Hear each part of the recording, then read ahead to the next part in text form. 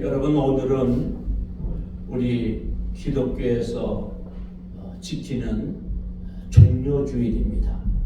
종려주일은 예수님께서 십자가를 지시기 전에 예루살렘으로 입성하실 때 그 많은 유대인들이, 이스라엘 민족들이 호산나 다윗의 자손이요 찬송하리로다 주의 이름으로 오시는 이요 가장 높은 곳에서 호산나 하더라. 그런 것처럼 우리를 구원하소서, 하나님의 아들로서 메시아로서 그리스도로서 오셔서 우리를 구원하소서, 그렇게 예수님을 환영하고 맞이했던 종려주일입니다.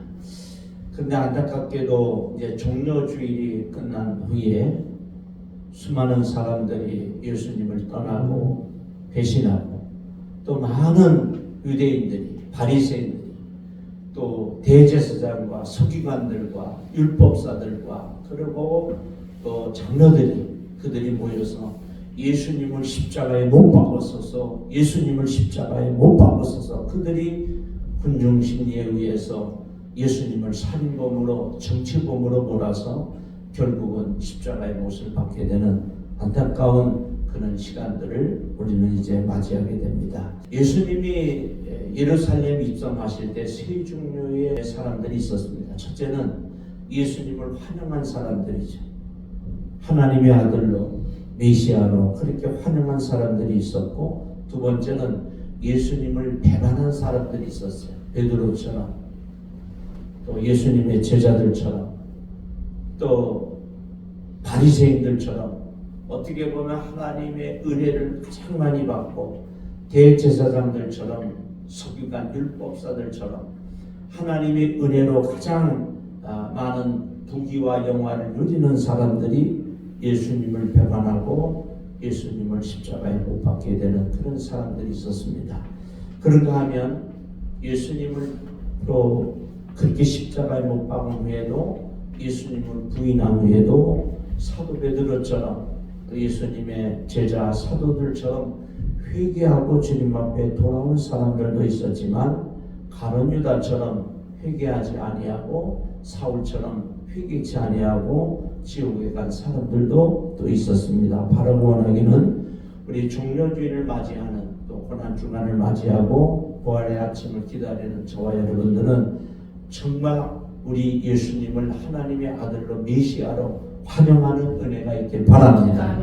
그리고 설사 우리가 죄를 지어서 예수님을 부인하고 예수님을 배반한 일이 있다 하더라도 사도 베드로처럼 주님 앞에 돌아와서 회개하고 죄 씻음 받고 다시 하나님 앞에 바로 서는 우리가 될 수 있기를 바랍니다.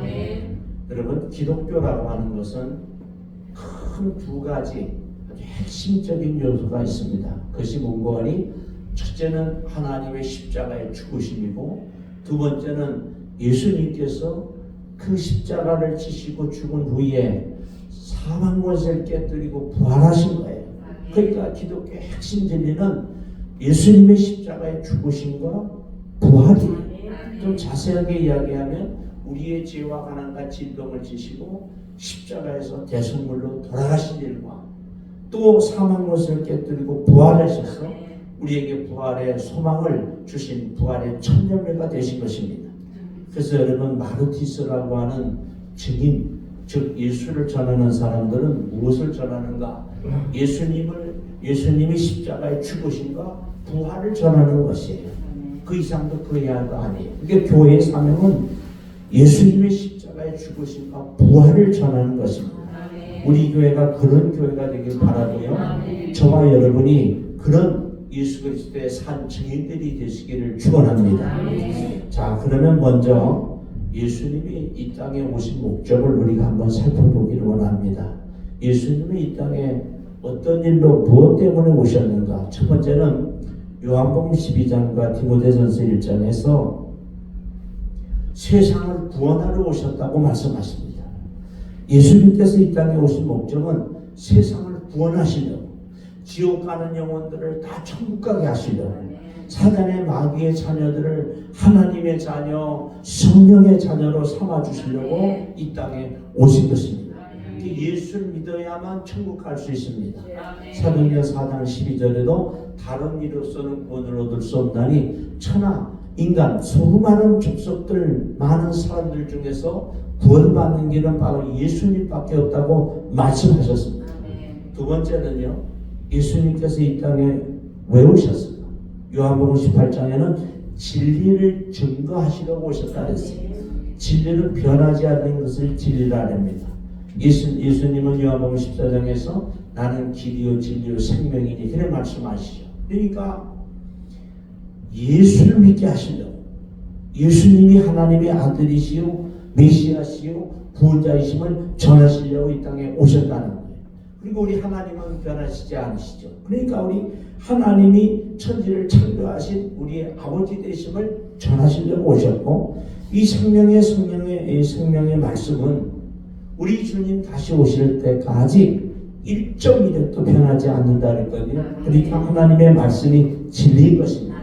그래서 성부와 성자와 성령 하나님을 생명의 말씀을 전하시려고 증거하시려고 이 땅에 오셨다고 하는 것입니다. 세 번째는요, 누가복음 5장에 죄인을 회개시키려고 오셨다 그랬어요. 그러니까 우리 예수님은 저와 여러분이 회개하기를 원하십니다. 가장 지혜로운 사람은 회개하는 사람이고 가장 용기 있는 그리스도인은 회개하는 그리스도인이에요. 왜냐하면 저와 여러분이 다 죄가 있거든요. 로마서 3장 10절에 의인은 없나니 하나도 없다 그랬고요. 로마서 3장 23절에는 모든 사람이, 그러니까 모든 사람이 죄를 범하였음에 하나님의 영광에 이르지 못하더니 그랬습니다. 그러니까 예수님께서는 이 죄 많은 우리 인생들을 회개시켜서 구원해 주시려고, 하나님의 아들 딸로 삼아 주시려고 이 땅에 오셨다고 하는 것입니다. 네 번째는 우리의 죄와 허물을 대속하시려고. 그러니까 우리의 모든 죄를 우리가 해결해야 되는데 우리 힘으로 해결할 수 없어요. 그러니까 죄가 없으신 그 예수님께서, 하나님의 아들 성자 하나님께서 우리의 죄와 관한 질병을 십자가에 지시려고 대속하시려고 이 땅에 오셨다고 하는 것입니다. 여러분, 우리가 이 땅에 있는 사람은 모두 다 죄인입니다. 우리 금방 말씀드린 것처럼 로마서 3장 10절에도 23절에도 의인은 없나니 하나도 없습니다. 우리는 죄 속에서 태어나서 죄 속에 살다가 또 죄 속에서 하늘나라를 가게 되겠죠. 그래서 죄가 없다고 하는 사람은 거짓말하는 사람이다.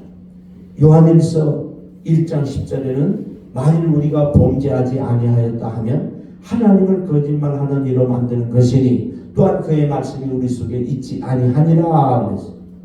로마서 5장에서는요, 한 사람의 죄로 말미암아 범죄로 말미암아 사망이 한 사람을 통하여 왕노릇했다. 그것은 아담 이후로 모든 사람들이 다 아담의 피를 받았기 때문에 죄 속에 있다고 하는 것입니다. 근데 만약에 내가 죄가 없다, 내가 잘못한 게 뭐가 있냐, 나는 죄가 없는 사람이다, 그 사람이 가장 죄가 많은 사람이고 하나님을 거짓말하는 사람으로 만드는 것이라는 거예요. 그래서 우리는 항상 주님 앞에 회개하는 심령으로, 겸손한 마음으로, 두렵고 떨리는 마음으로 항상 주님 앞에 나와서 예수님의 십자가 밑에 나의 죄를 고백하고 또 예수님의 보혈로 죄 씻음을 받아야 되겠죠. 여러분, 그래서 우리는 모두 다 죄인이기 때문에, 사람은 죄 속에 있기 때문에 우리의 아담 이후로 지은 죄를 우리는 해결할 수가 없습니다. 그런데 우리 예수님께서 남자의 후손이 아닌 여자의 후손으로 만약에 성령으로 잉태돼서 아담의 피를 받은 것이 아니라 하나님 아들로 이 땅에 오셨기 때문에 죄가 없으신 그 예수님만이 우리의 죄를 속해 주실 수 있기 때문에 예수님이 십자가에 피 흘려 죽으심으로 우리의 죄를 대속하셨다고 하는 것입니다. 히브리 기자는 4장 15절에 우리에게 있는 대제사장은 우리의 연약함을 동정하지 못하실 리가 아니요 모든 일에 우리와 똑같이 시험을 받으신 이로되 죄는 없으시니라 그랬습니다. 그러니까 인간의 몸을 입고 인간의 성정을 가지고 오셨기 때문에 예수님도 배가 고프시고 예수님도 십자가에 달리실 때 아프시고 째찌게 맞으실 때 다 고통을 겪으셨지만 죄가 없으시다. 그 예수님과 우리와의 다른 점이 그거예요. 우리는 죄가 있지만 예수님은 죄가 없으신 분이라는 거예요. 그 예수님께서 십자가에 피 흘려 죽으심으로 말미암아 성경대로 그리스도께서 우리 죄를 위하여 죽으셨다. 고린도전서 15장 3절에 말씀하고 계시죠. 예수님이 십자가에 왜 돌아가셨느냐? 우리의 죄 때문에 돌아가셨다. 우리의 죄를 죄속하시려고 돌아가셨다. 대속하시려고 돌아가셨다. 그래서 세례 요한은 예수님을 보고 보라, 세상 죄를 지고 가는 하나님의 어린 양이로다, 그렇게 표현을 했습니다.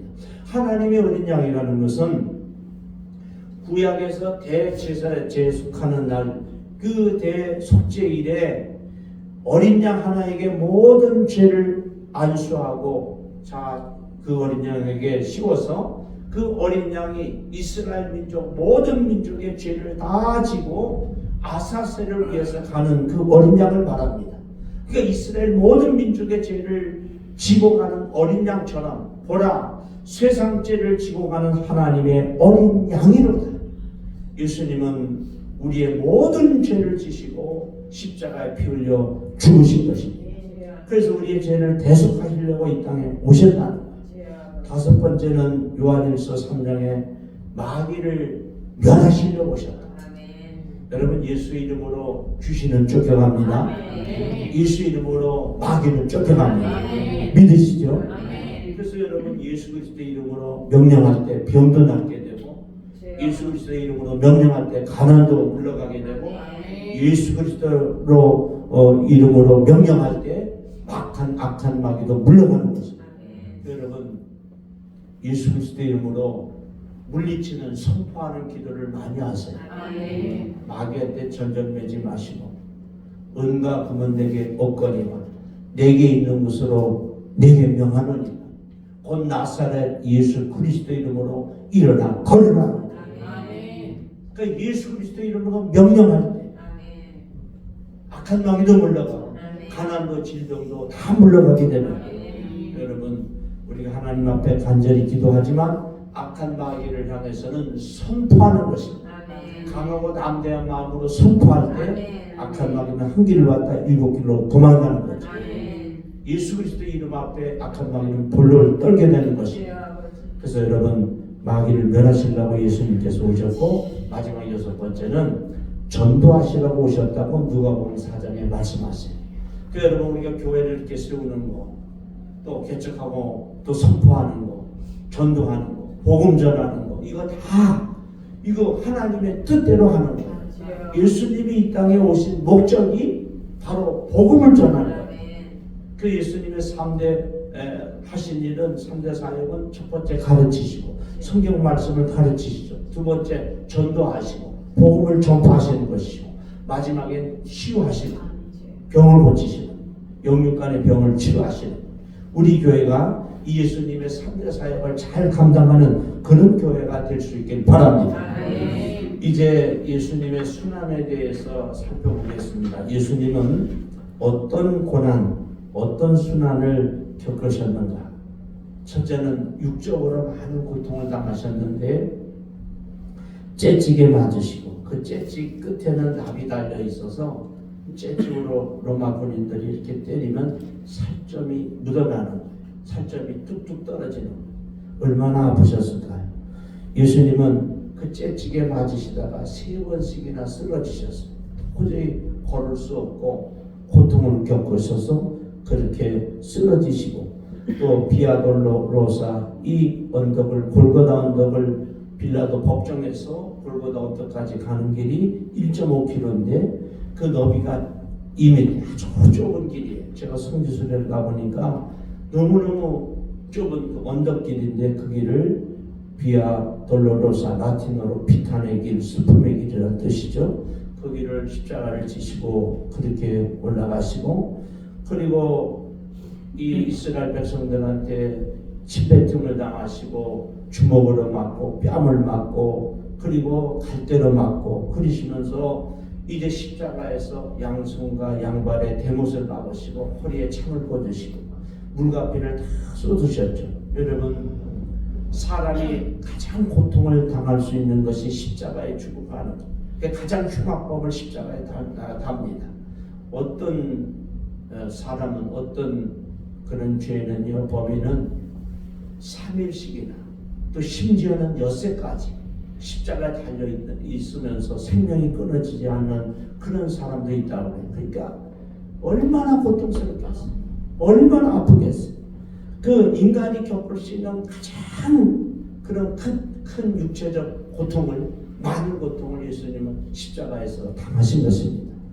그리고 예수님은 육체뿐만 아니라 이 심적으로, 마음에도 많은 고통을 당하시고 정신적으로도 많은 고통을 당하셨는데, 예수님의 제자들이, 그토록 믿었던 3년이 넘도록 가르친 그 제자들이, 심지어 수제자 베드로까지, 나는 절대로 어떤 일이 있어도 예수님을 부인하지 않겠다고 하는 그 베드로까지 예수님께서 내가 다굴기 전에 3번 나를 부인할 것이다 말씀하신 것처럼 예수님을 부인한 데서 그치지 아니하고 예수님을 저주하고 맹세하면서 그렇게 떠나갔고, 얼마나 상처가 크셨을까요? 수많은 제자들이 다 떠나가고 예수님 곁에는 그 나약한 여인들밖에 없었죠. 그리고 예수님은 멸시와 천대와 조롱을 받고 침뱉음을 받고 갈대로 머리를 맞으시면서 비웃음을 당하고, 그리고 십자가에 걸려가 돌아가실 때 그 우리가 뭐 사진이나 그림 같은 데는 이렇게 옷을 입으신 거로 되어 있지만은 그 십자가의 형은 완전히 발가벗기는 거거든요. 그러니까 인간이 느낄 수 있는 가장 큰 수치심을, 그것도 한두 사람이 아닌 로마 군인들과 수많은 바리새인들과 유대인들이 동족이 그토록 이 종려주의냐 호산나 다윗의 자손이여 우리를 구원하소서 찬송을 하고 하나님께 영광을 돌리던 그 수많은 무리들이 이제는 예수님을 십자가에 못 박으소서 그래서 강제로 예수님을 정치봉으로 몰아서 십자가에 다니실 때 그 멸시와 천대와 비웃음을 또 그런 부끄러움을 수치를 당하셨던 것이죠. 유대인들의 가장 그 나쁜 습성이 하나 있는데요, 그것은 비웃는 거예요. 이 비웃음은요, 심하게 말씀드리면 죽는 것보다도 힘들어요. 정말 사람의 마지막 남은 자존심까지도 그렇게 유지하지 못하는 비웃음, 비웃고 또 그리고 놀리고 희롱하고, 유대인들의 가장 나쁜 습성이 비웃음이에요. 많은 학자들이 성경을 연구하면서, 그리고 유대인들 히브리 대학을 가서 히브리 사람들을 연구할 때 가장 나쁜 습성이 비웃는 거예요. 그래서 오늘 본문도 그러죠. 무릎을 꿇고 희롱하여 이르되 유대인의 왕이여 평안할지어다.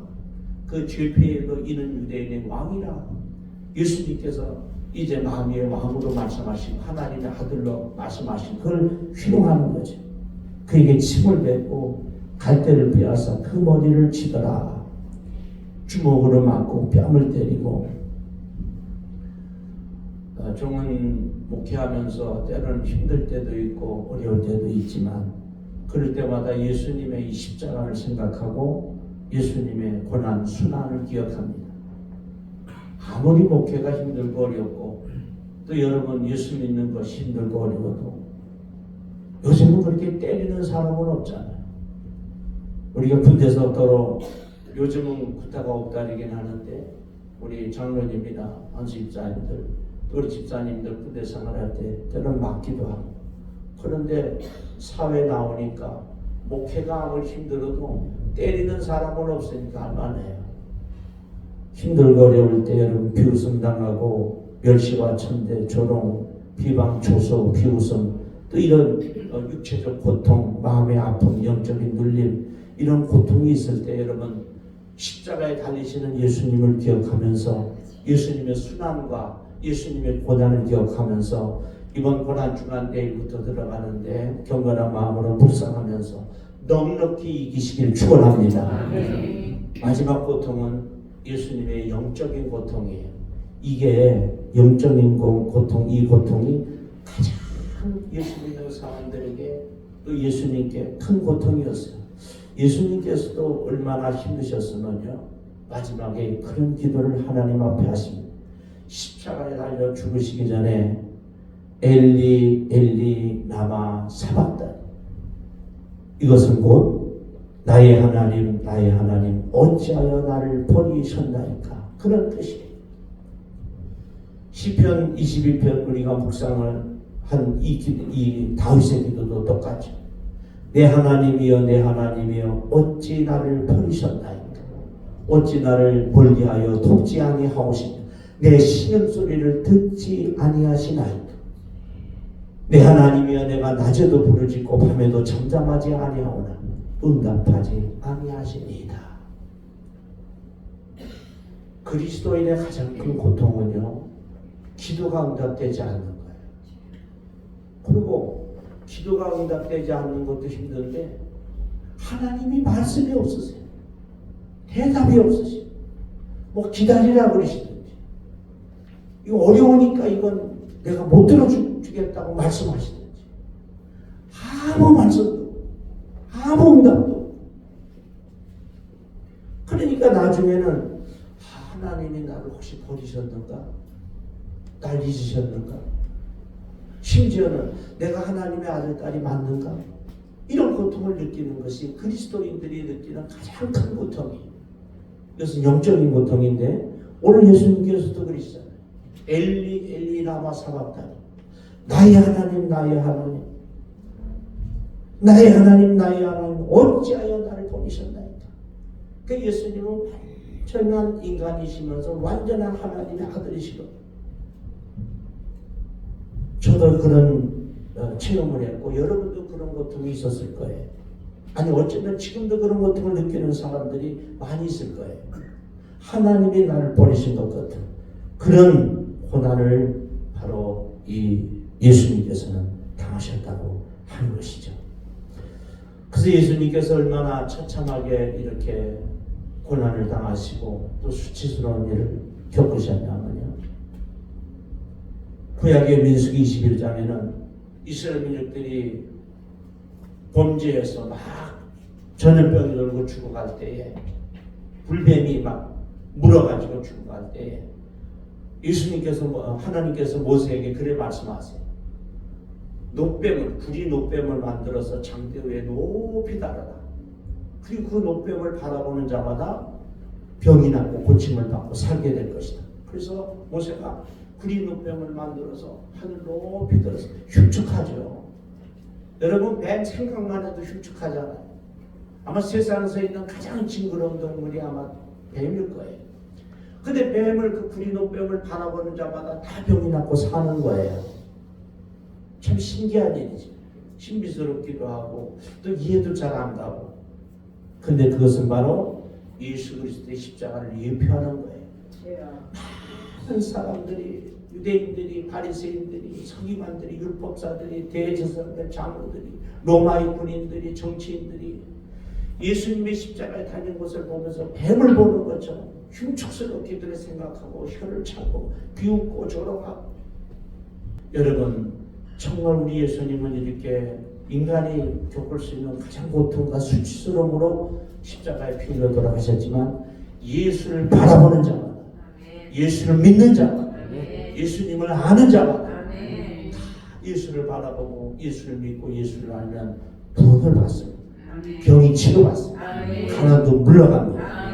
정말 우리는 이 종려주의를 맞이하고 고난주간에 들어가면서 예수님께서 가난하게 되신 이유를, 너희를 위하여 가난하게 되심은 그의 가난함을 인하여 너희로 부욕케 하신다. 고린도후서에 말씀하고 계시죠. 그래서 여러분, 기독교는 역설적입니다. 예수님이 가난하게 되심으로 우리는 부하고, 예수님의 십자가에 죽으심으로 우리는 새 생명을 얻고, 예수님이 고난을 당하심으로 우리는 넉넉히 살고, 예수님이 부끄러움을 당하심으로 우리는 하나님의 아들 딸로서 당당하게 살아가는 거예요. 오늘 우리 힘들고 어려운 이제 고난주간을 맞이하지만 십자가를 바라보면서 넉넉히 계시고 예수 그리스도의 십자가의 부활을 기쁨으로 맞이하는 우리 모두가 될 수 있게 축원합니다. 기도하겠습니다.